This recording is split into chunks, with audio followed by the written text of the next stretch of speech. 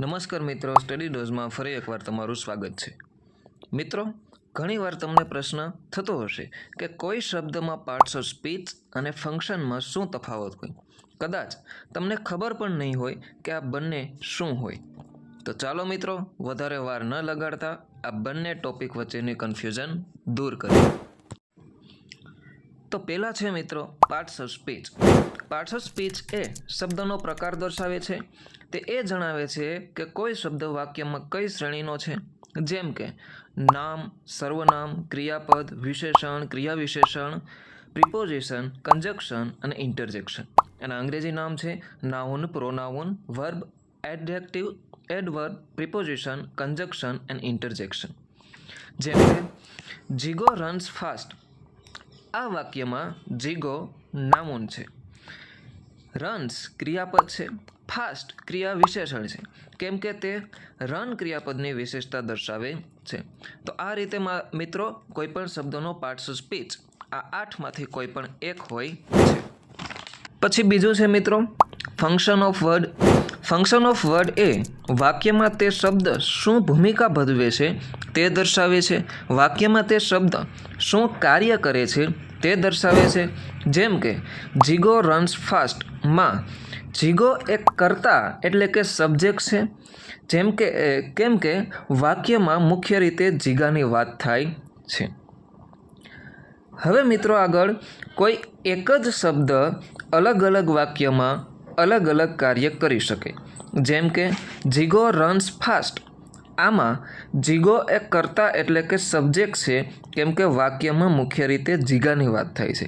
પરંતુ જ્યારે આપણે આ વાક્ય જોઈએ કે I gave a pen to Jigo, અહીં જીગો એ ઇનડાયરેક્ટ ઓબ્જેક્ટ છે, કેમ કે તે ઇનડાયરેક્ટલી ગીવ ક્રિયાપદને પ્રાપ્ત કરે છે.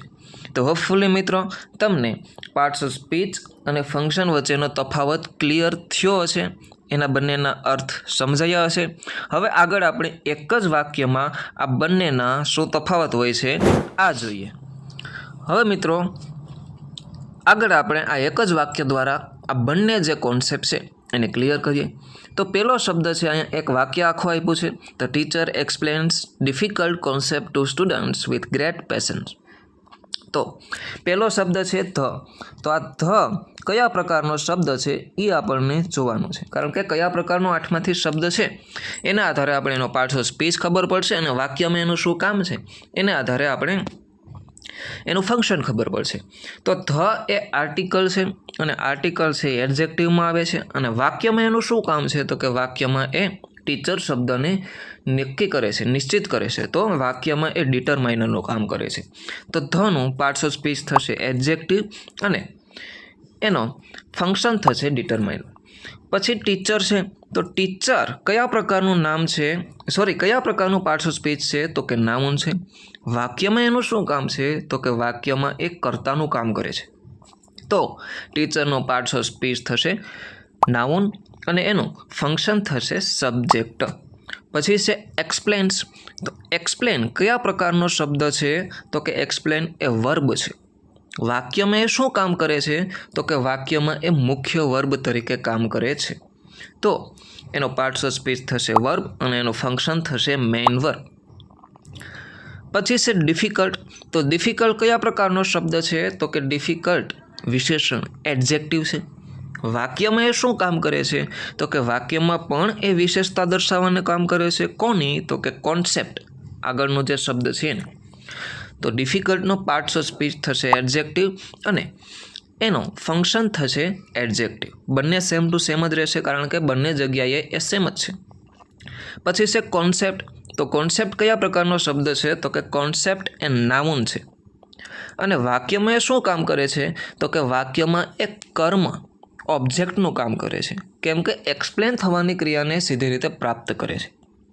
તો એનો પાર્ટ્સ ઓફ સ્પીચ થશે નાઉન અને એનું ફંક્શન થશે ઓબ્જેક્ટ ઓફ વર્બ. પછી છે ટુ. તો ટુ કયા પ્રકારનો શબ્દ છે તો કે ટુ એ પ્રિપોઝિશન છે. વાક્યમાં શું કામ કરે છે તો કે વાક્યમાં પણ એ પ્રિપોઝિશનનું કામ કરે છે. તો આ બંનેમાં એનું પાર્ટ્સ ઓફ સ્પીચ થશે પ્રિપોઝિશન અને એનું ફંક્શન પણ થશે પ્રિપોઝિશન. સ્ટુડન્ટ્સ.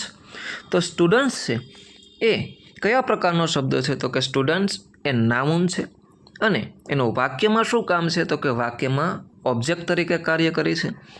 હવે જો મિત્રો આની પહેલાં અહીંયા ટુ પ્રિપોઝિશન આવ્યું છે તો આને પ્રિપોઝિશનનો ઓબ્જેક્ટ ગણવો કે મુખ્ય ક્રિયાપદનો? તો અહીંયા ઇનડાયરેક્ટ ઓબ્જેક્ટ મુખ્ય ક્રિયાપદનો છે, પણ પ્રિપોઝિશનનો પણ ઓબ્જેક્ટ તો કહી શકાય. પણ પહેલાં કયો ઓબ્જેક્ટ મૂકશું તો કે જ્યારે મુખ્ય ક્રિયાપદનો ઇનડાયરેક્ટ ઓબ્જેક્ટ હોય તો એને આપણે પ્રાથમિકતા આપશું. તો સ્ટુડન્ટનો પાર્ટ્સ ઓફ સ્પીચ શું છે તો કે નાઉન છે અને સ્ટુડન્ટનું ફંક્શન શું છે તો કે object indirect object of verb છે. પછી છે વિથ. તો વિથ શું છે તો કે પ્રિપોઝિશન છે અને વાક્યમાં એનું શું કામ છે તો કે એ પણ પ્રિપોઝિશન છે. પછી ગ્રેટ. ગ્રેટ શું છે તો કે એડજેક્ટિવ છે. વાક્યમાં શું કામ છે તો કે વાક્યમાં પણ એ એડજેક્ટિવ વિશેષતા દર્શાવવાનું કામ કરે છે. પેશન્સનું. પછી પેશન્ટ શું છે તો કે નાઉન છે. વાક્યમાં એનું શું કામ છે તો કે વાક્યમાં એ ઓબ્જેક્ટ છે. કોનો હતો કે વિથ પ્રિપોઝિશનનો ઓબ્જેક્ટ છે. તો પેશન્ટનું પાર્ટ્સ ઓફ સ્પીચ થશે નાઉન અને એનું ફંક્શન થશે ઓબ્જેક્ટ ઓફ પ્રિપોઝિશન. તો મિત્રો હોપફુલી આ વિડીયોમાં તમને પાર્ટ્સ ઓફ સ્પીચ અને ફંક્શન વચ્ચેનો જે કન્ફ્યુઝન તફાવત હતો એ ક્લિયર થયો હશે. ફરી પાછા મળીશું આવા જ એક વિડીયોમાં. પરંતુ હજી સુધી ચેનલને સબસ્ક્રાઈબ ના કરી હોય તો સબસ્ક્રાઈબ કરો અને બેલ આઇકનને પણ પ્રેસ કરો. વધુ માહિતી માટે www.studydoors.in આ વેબસાઇટની મુલાકાત લો.